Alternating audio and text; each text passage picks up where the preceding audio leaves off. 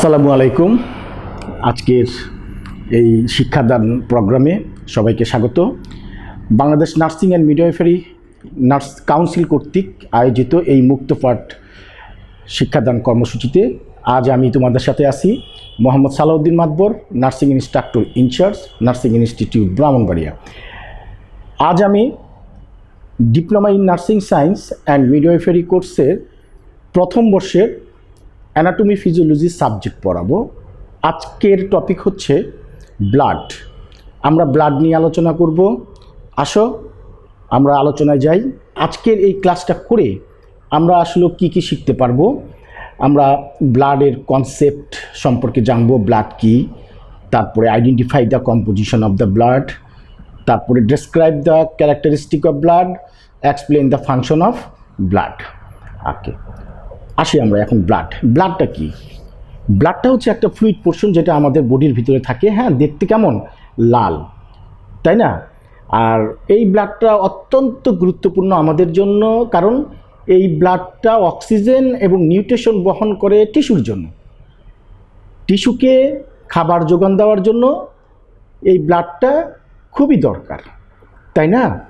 আচ্ছা, তাহলে আসি আমরা ব্লাডটা কি একটু ভালো করে জেনে নিই। Blood is essential to life. Blood circulates through our body and delivers essential substance like oxygen and nutrition to the body cell. ওই যে কথাটা আমি বললাম যে ব্লাডটা খুবই দরকার আমাদের জীবনের জন্য। এই ব্লাডটা আমাদের সার্কুলেশন, সঞ্চালনের মাধ্যমে আমাদের বডির বিভিন্ন টিস্যুর মধ্যে পৌঁছায়। কি পৌঁছায়? Oxygen and nutrition. Okay, it also transport metabolic waste product away from those same cell. ওই যে আমরা সেলগুলিতে বললাম যে অক্সিজেন এবং নিউট্রিশন দেই, কিন্তু অক্সিজেন নিউট্রিশন গ্রহণ করার পরে সে যে ওয়েস্ট প্রোডাক্টগুলো তৈরি করছে সেটা আবার সেই ব্লাডের মাধ্যমে সে আবার ছেড়ে দিচ্ছে, ব্লাডের মধ্যে দিয়ে দিচ্ছে। ব্লাড এটাকে নিয়ে আমাদের এই ওয়েস্ট প্রোডাক্টগুলো যে অর্গানগুলো এক্সক্রিয়েট করে সেখানে আমাদের পৌঁছায় দিচ্ছে। There is no substitute of the blood. আসলে ব্লাডের কোনো সাবস্টিটিউট নাই, কোনো বিকল্প নাই। ব্লাডের পরিবর্তে আমরা কিছুই দিতে পারি না। ব্লাডের জন্য আমাদের ব্লাড লাগে। ইভেন তোমরা জানবা যে it can not be made or manufactured. এখন পর্যন্ত আমাদের বিজ্ঞানীরা এই ব্লাডের বিকল্প, হ্যাঁ, আর্টিফিশিয়াল ব্লাড তৈরি করতে পারে না যেটা ব্লাডের মতো কাজ করবে আমার বডিতে। জেনারিয়াস blood donors are the only source of blood for patient in need of blood transmission. যখনই আমাদের কারো ব্লাডের দরকার পড়ে তখন আমাদের কি হয়?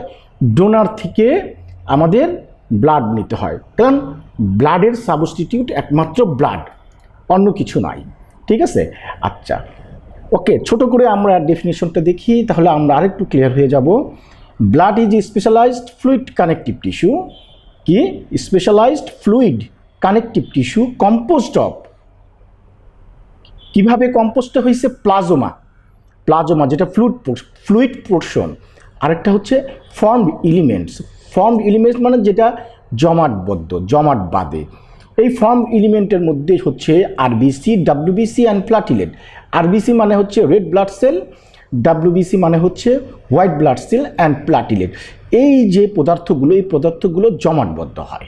আর বাকি অংশটুকু আমরা বলছি প্লাজমা, যেটা ফ্লুইড পোর্শন, যেটা আমাদের সার্কুলেটিং করে through the cardiovascular system. Cardiovascular সিস্টেমের মাধ্যমে যে হার্ট আছে, হার্ট এই ব্লাডকে পাম্প করছে।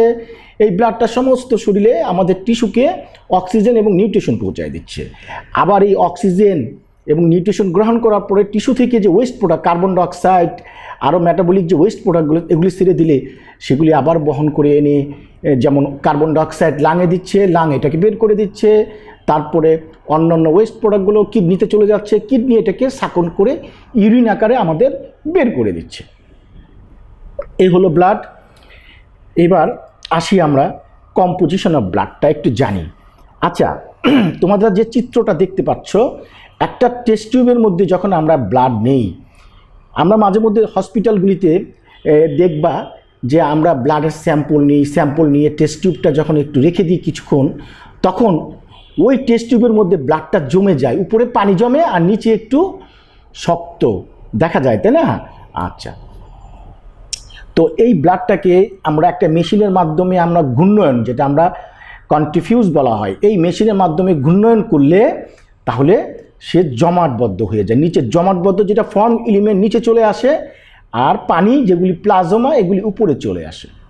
তাহলে একটা ব্লাড যদি আমরা নিলে আমরা এরকমের 3 রকমের সাদৃশ্য আমরা বিভিন্ন কালারের জিনিস দেখতে পাবো।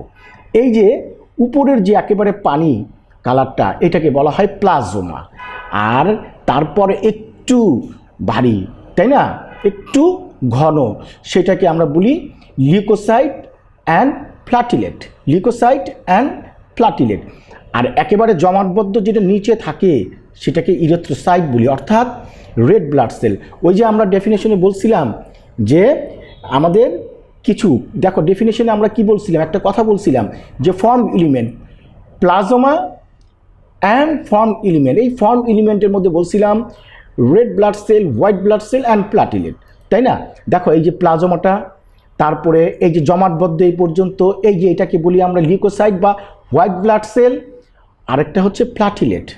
আর নিচের জমাটবদ্ধ যে লাল, হ্যাঁ, এই পোর্শনটাকে বলি আমরা RBC, অর্থাৎ রেড ব্লাড সেল। এই রেড ব্লাড সেলের আরেকটা নাম হচ্ছে গিয়ে ইরিথ্রোসাইট। তাহলে এই ব্লাডটাকে যদি, স্যাম্পলটাকে যদি আমরা 100% ধরি, এর মধ্যে দেখো 55% প্লাজমা, 55% প্লাজমা, আর লিউকোসাইট অর্থাৎ WBC অ্যান্ড প্লাটিলেট এটা লেস দেন 1%, হ্যাঁ, আর বাকি 45% হচ্ছে গিয়ে RBC। ক্লিয়ার? তাহলে আমরা কম্পোজিশনের ফিগারটা দেখলাম, আসলে আমরা একটু ডেসক্রাইব করি। হ্যাঁ, আরেকটা ফিগার একটু দেখো, এটা তোমাদের দেখানোর জন্য, বোঝানোর জন্য আমি এই ফিগারটা এখানে এনেছি।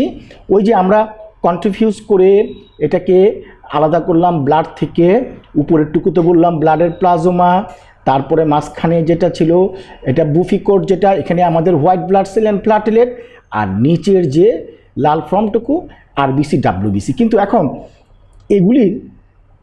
এগুলির ইমেজগুলো কেমন একটু দেখি। এই যে দেখো, এই যে প্লাটিলেটটা দেখতে এরকম একেবারে ছোট কণা, ঠিক আছে, কোষ, হ্যাঁ, সেল একেবারে ছোট, এটাকে বলি আমরা প্লাটিলেট। তারপরে সাদা সাদা যেগুলি দেখা যায় গোল গোল, এটাকে বলি আমরা WBC, হ্যাঁ, লিউকোসাইট যেটা বলছিলাম আমরা, তাই না? আর এরকম গোল গোল যেগুলি দেখা যাচ্ছে এগুলিকে বলা হয় RBC, red blood cell. Red blood cell আরেকটা নাম আমি বলেছিলাম কি, ইরিথ্রোসাইট। আর WBC নাম বলছিলাম লিউকোসাইট, এবং প্লাটিলেটের নাম হচ্ছে গিয়ে থ্রম্বোসাইট। আসলে আমরা একটু বিস্তারিত আমরা জানি। এখন দেখো, এখন যদি প্রশ্ন আসে পরীক্ষায় যে write down the composition of blood, তাহলে আমরা তো ছবি এইভাবে আমরা একটা ফলোচার্ট আঁকতে পারি, তারপরে আমরা এইভাবে ডেসক্রাইব করতে পারি red blood cell form element, জমাটবদ্ধ যেগুলি ছিল এগুলি 45%, যেটা আমরা জেনেছি, তাই না? তাহলে RBC আছে, RBCর আরেকটা নাম কি বলছিলাম আমি, ইরিথ্রোসাইট। তারপরে WBC মানে লিউকোসাইট, তারপরে আরেকটা বলছিলাম কি, প্লাটিলেট মানে থ্রম্বোসাইট। এগুলি হচ্ছে ব্লাড সেল, যেটা জমাটবদ্ধ হয়, ফর্ম এলিমেন্ট। আর প্লাজমা পোর্শন যেটা পানির মতো, তাই না? এখানের মধ্যে কি কি আছে? প্লাজমা প্রোটিন আছে, প্লাজমা লিপিড মানে ফ্যাট আছে, এনজাইম আছে, কিছু হরমোন আছে, কিছু ইলেকট্রোলাইট আছে। ক্লিয়ার? তাহলে আমরা ব্লাডের ফর্ম এলিমেন্ট এবং প্লাজমা পোর্শনটা আমরা দেখলাম।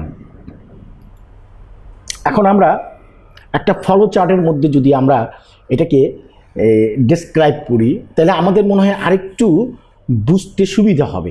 এই যে ব্লাডকে আমরা দুইটা ভাগে ভাগ করছিলাম, প্রথমে একটা ফর্ম এলিমেন্ট 45%, একটা প্লাজমা ফ্লুইড পোর্শন, তাই না? আচ্ছা, এই ফর্ম এলিমেন্টের মধ্যে আমি বলছিলাম 3টা সেল আছে, কি, RBC, WBC, প্লাটিলেট। RBC নাম আমি আবারও বলছি ইরিথ্রোসাইট, WBC নাম আমি আরেকবার বলছি লিউকোসাইট, প্লাটিলেট এটা আরেকটা নাম হচ্ছে থ্রম্বোসাইট। তাহলে এটি ফর্ম এলিমেন্ট। এখন প্লাজমা আর ফ্লুইড পোর্শন যেটা হচ্ছে 55%, এখানে সলিড আছে 8 থেকে 9% অ্যান্ড ওয়াটার 91 থেকে 92% পানি। এখন এই সলিডের মধ্যে প্লাজমার মধ্যে কিছু সলিড পদার্থ আছে, হ্যাঁ, সেইগুলো কি কি? সেগুলোর মধ্যে হচ্ছে একটা অর্গানিক সাবস্টেন্স, একটা ইনঅর্গানিক সাবস্টেন্স আর গ্যাসেস। গ্যাসগুলো আছে না আমাদের, আমরা ওই যে অক্সিজেন গ্রহণ করছি, কার্বন ডাইঅক্সাইড ত্যাগ করছি, এই ব্লাডগুলিতে এগুলি বহন করছে। অক্সিজেন বহন করে সে টিস্যুতে নিয়ে যাচ্ছে, আবার টিস্যু থেকে কার্বন ডাইঅক্সাইড ছেড়ে দিলে ওই ব্লাডটা আবার এই কার্বন ডাইঅক্সাইডকে বহন করে নিয়ে আবার আমাদের লাঙে দিচ্ছে, লাং এটাকে আমরা বের করে দিচ্ছি, তাই না? তাহলে আমরা এই প্লাজমা ফ্লুইড পোর্শনকে আমরা সলিড অ্যান্ড ওয়াটার, তাহলে সলিড হচ্ছে 8 থেকে 9%, ওয়াটার হচ্ছে 91 থেকে 92%। এই সলিডের মধ্যে আমি বললাম অর্গানিকটা দেখো 7.1 থেকে 8.1%। কী কী আছে এটার মধ্যে? প্রোটিন আছে, কার্বোহাইড্রেট আছে, লিপিড আছে। এই প্রোটিনের আরও নাম আছে দেখো, হ্যাঁ, অ্যালবুমিন, গ্লোবুলিন। তারপরে কার্বোহাইড্রেট দেখো, সেটা গ্লুকোজ, সুক্রোজ। তারপরে লিপিড, ওই যে আমি ফ্যাট বলছিলাম, হ্যাঁ, ফসফোলিপিড, কোলেস্টেরল। এগুলি ডিটেলস আমরা ইনশাআল্লাহ সেকেন্ড ইয়ারে যখন উঠবো আমরা এইগুলি ডিটেলসগুলো আমরা পড়বো। এবং প্রোটিন, কার্বোহাইড্রেট, লিপিডের এন্ড প্রোডাক্টগুলো আমরা নিউট্রিশন যখন পড়বো তখন বিস্তারিত আলোচনা করব। আচ্ছা, এরপর আসি আমরা ইনঅর্গানিক সাবস্টেন্স হচ্ছে 0.9%। কী কী? সোডিয়াম, পটাশিয়াম, ক্যালসিয়াম, ম্যাগনেসিয়াম ইত্যাদি।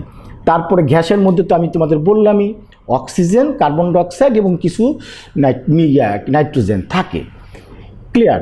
তাহলে আমরা কম্পোজিশন অফ ব্লাড সম্পর্কে আমরা মনে হয় বিস্তারিত জেনেছি। এবার আমরা আসি ফিজিক্যাল ক্যারেক্টারিস্টিক অ্যান্ড ভলিউম। একটা কথাই এখন বলতে হয় যে এই যে এখনও আমরা ব্লাড সম্পর্কে কিছু জানলাম, ব্লাডটা কি, তারপরে ব্লাডের কম্পোজিশনটা জানলাম।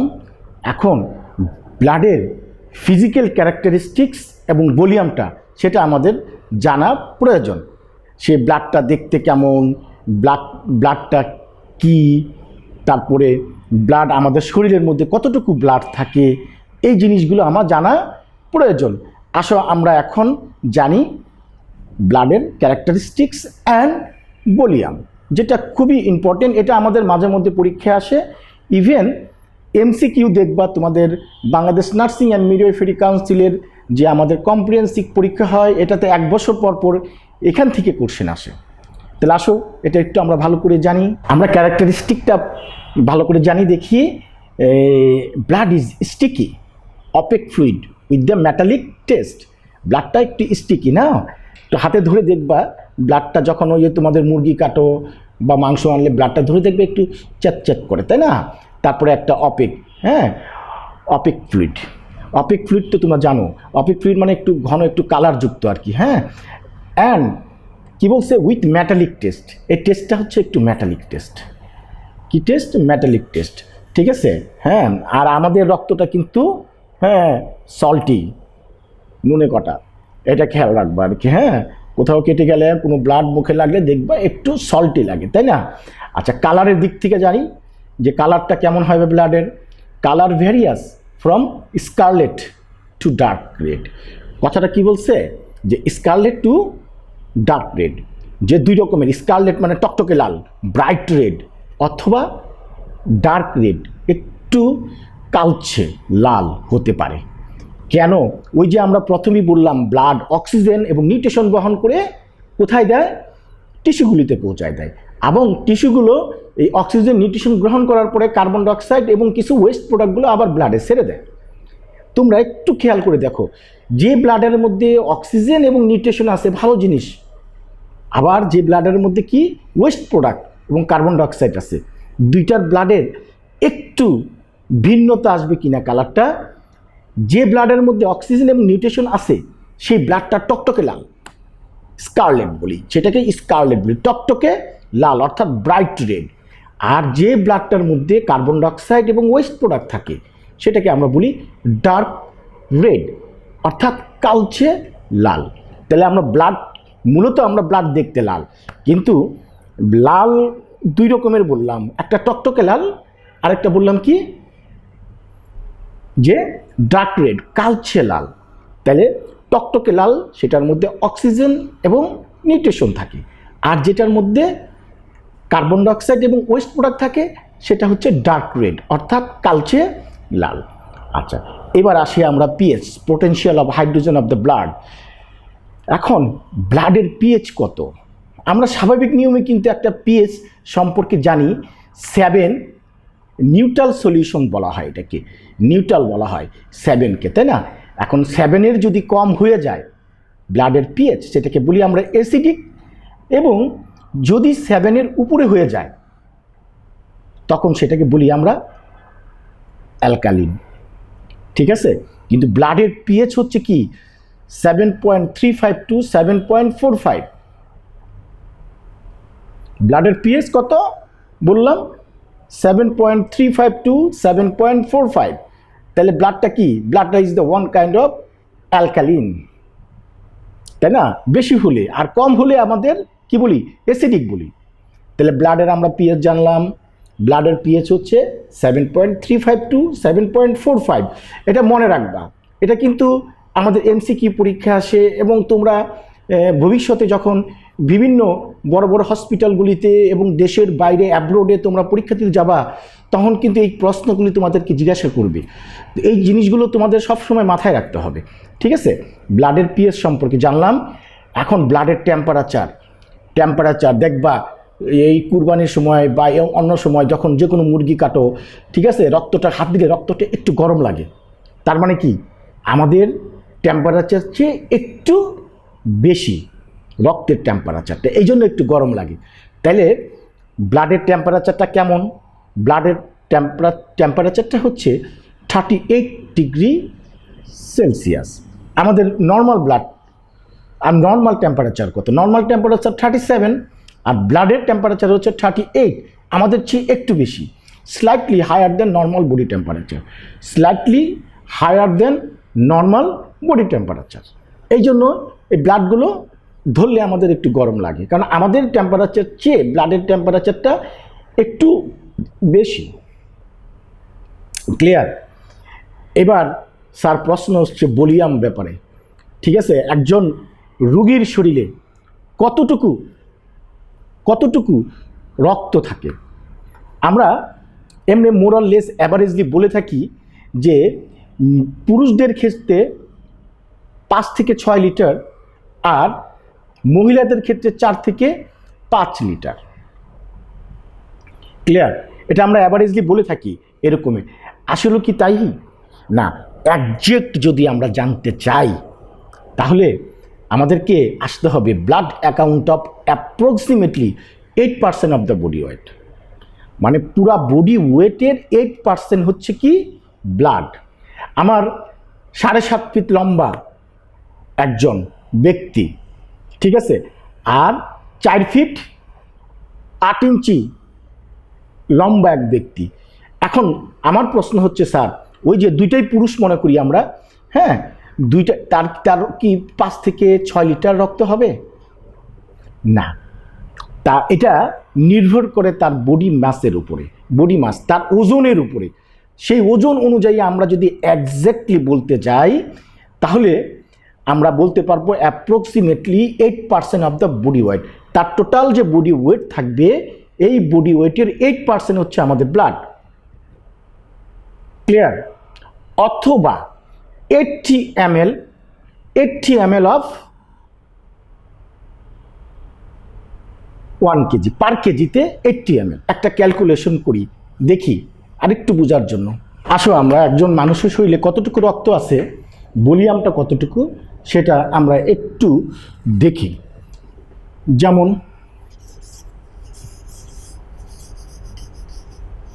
Volume of blood, suppose x মানুষের ওজন হচ্ছে, মনে করি আমরা 30 কেজি, মনে করি আমি জাস্ট বোঝানোর জন্য। আর ওয়াই নামক একজন মানুষের ওজন মনে করি 90 কেজি।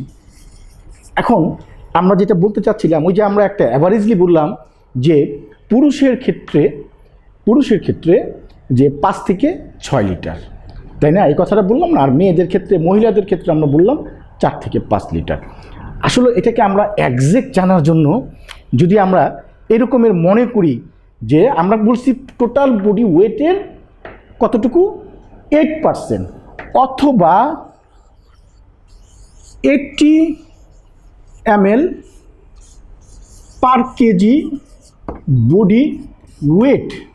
পার কেজি বডি ওয়েটে যদি 80 ml ধরি, মানে 8%, তাহলে এখন নির্ধারণ করো যে এক্সের ওজন 30 কেজি, তার শরীরে কতটুকু রক্ত আছে, এবং ওয়াইয়ের ওজন হচ্ছে 90 কেজি, তার শরীরে কতটুকু রক্ত আছে।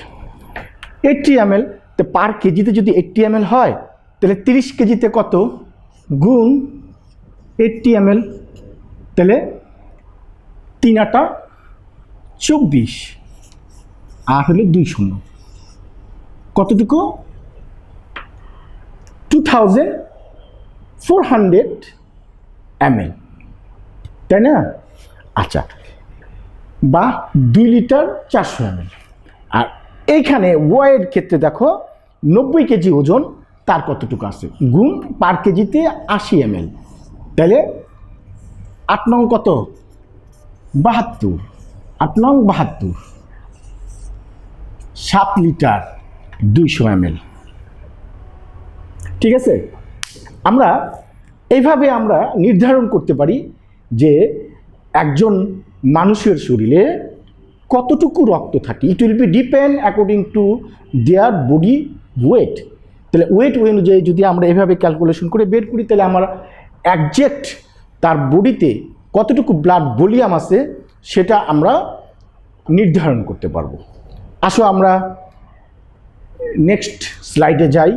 তাহলে বডির আমরা ব্লাড সম্পর্কে জানলাম, ব্লাডের ক্যারেক্টারিস্টিক জানলাম, এবং ভলিউম সম্পর্কে জানলাম, একটা মানুষের শরীরে কতটুকু রক্ত থাকতে পারে। এবার আসি ফাংশন অফ দ্য ব্লাড, ব্লাডের ফাংশন, ব্লাড কি কাজ করে। আচ্ছা, ওই যে আমরা প্রথমেই ডেফিনেশনে বলছিলাম যে ব্লাডের কাজ হচ্ছে অক্সিজেন বহন করে, হ্যাঁ, অক্সিজেন বহন করে টিস্যুতে পৌঁছায় দেয়, এবং টিস্যু থেকে কার্বন ডাইঅক্সাইড বহন করে সেটা কি করে দিই আমরা বের করে দিই। ঠিক, অর্থাৎ যে অর্গানগুলো এক্সক্রিয়েট করে বা হ্যাঁ সেই অর্গানগুলিতে আমরা পৌঁছায় দিই।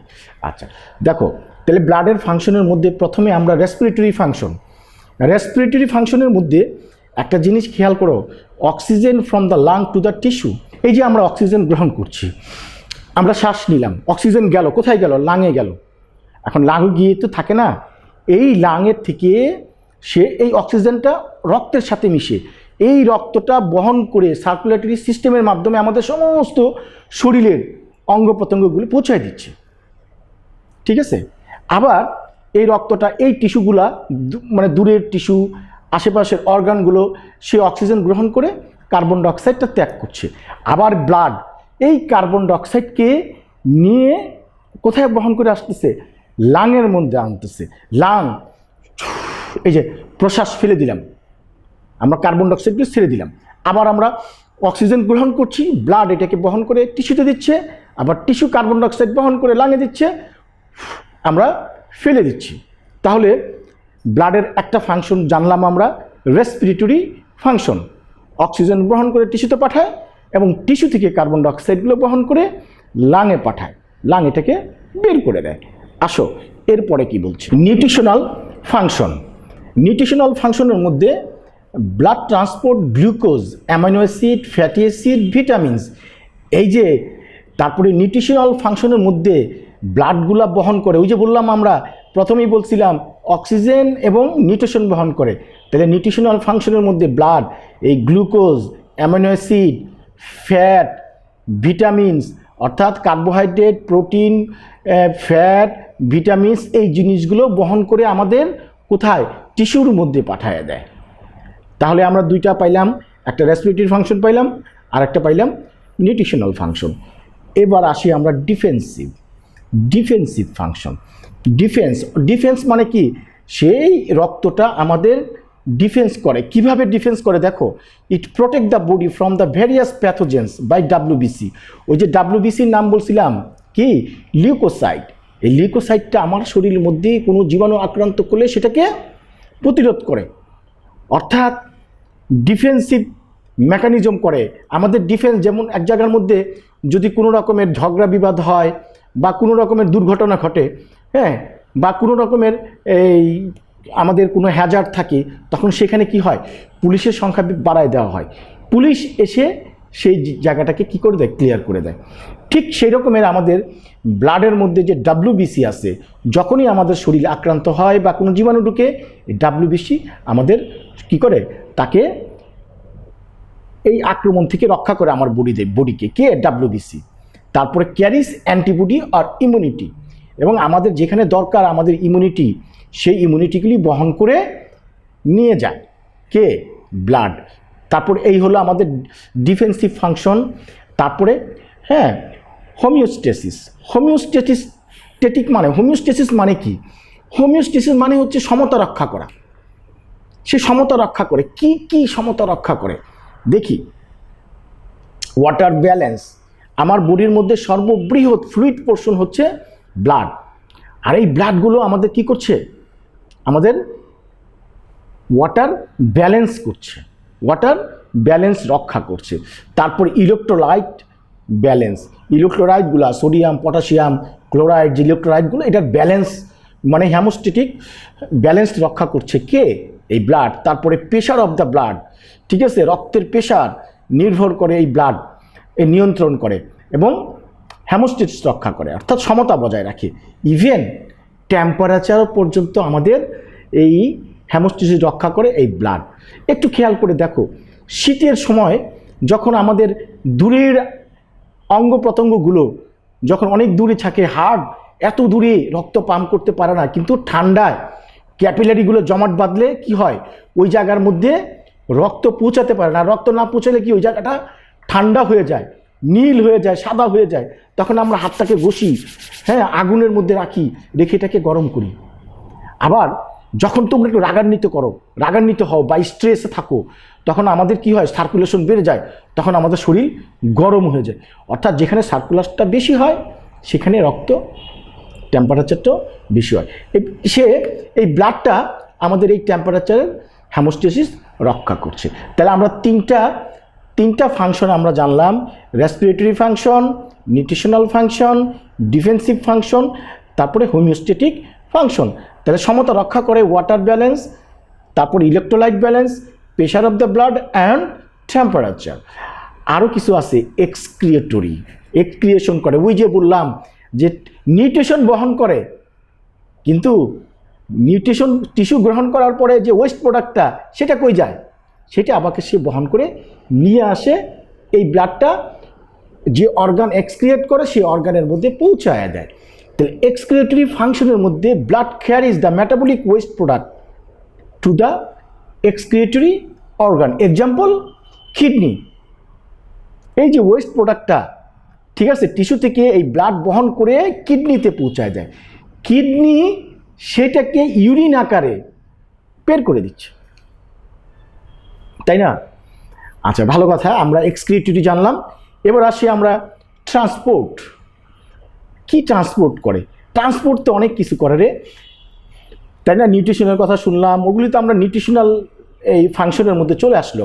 ট্রান্সপোর্টের ক্ষেত্রে আরও অনেক কিছু সে ট্রান্সপোর্ট করে। কিছু হরমোন ট্রান্সপোর্ট করে, এনজাইম করে, ড্রাগস করে। এই যে ড্রাগস করলাম, ড্রাগসগুলো তখন ব্লাডে চলে যায়, ব্লাড এটাকে বহন করে যেখানে প্রয়োজন, যেখানে দরকার হয় সেখানে পৌঁছায় দেয়। এনজাইমগুলা, হরমোনগুলা, তাই না? আমরা গ্ল্যান্ড সম্পর্কে আমরা পড়েছি, হ্যাঁ, অ্যানাটমি ফিজিওলজি ইন্ট্রোডাক্টরি পার্টের মধ্যে। এক্সোক্রাইন গ্ল্যান্ড, এন্ডোক্রাইন গ্ল্যান্ডের মধ্যে যেগুলি আমরা ডাক্ট থাকে না, তখন সে হরমোনটা সরাসরি ব্লাডে দিয়ে দেয়, ব্লাড এটাকে বহন করে টার্গেট সেলের মধ্যে পৌঁছায় দেয়।